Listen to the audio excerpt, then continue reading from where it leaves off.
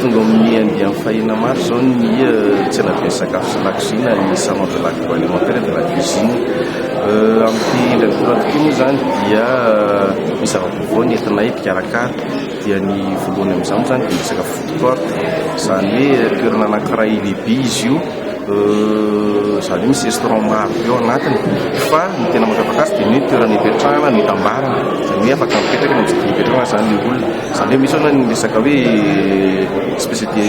sinoa fotsiny ihany ohatra, misy spécialité malagasy fotsiny ihany, misy resaka jus fotsiny ihany, misy pâtisserie fotsiny ihany,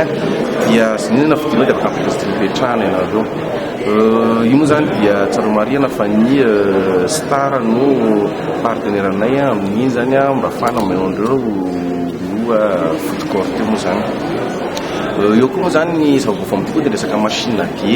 zany hoe zay olona telo tonga voalohany ary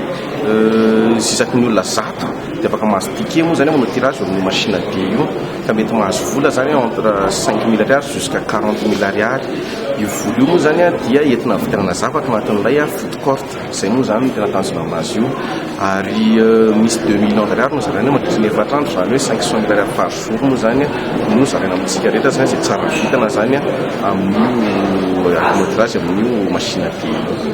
Ity 6h30 centime zany dia ataony en palais de sport Mahamasina moa zany ny 28 avril ka hatramin'ny 1er mai ho avy zao. Nisan'ny stand amin'ity zany dia toromasana dia roapolo amby zato nisan'ny stand zany, ary araky ny isaky ny édition moa zany dia manantena foana zay mikarakara fa eo hatramin'ny 20 000 visiteurs foana, ary tena tanjona koa zany dia mahatratra ny 25 000 visiteurs.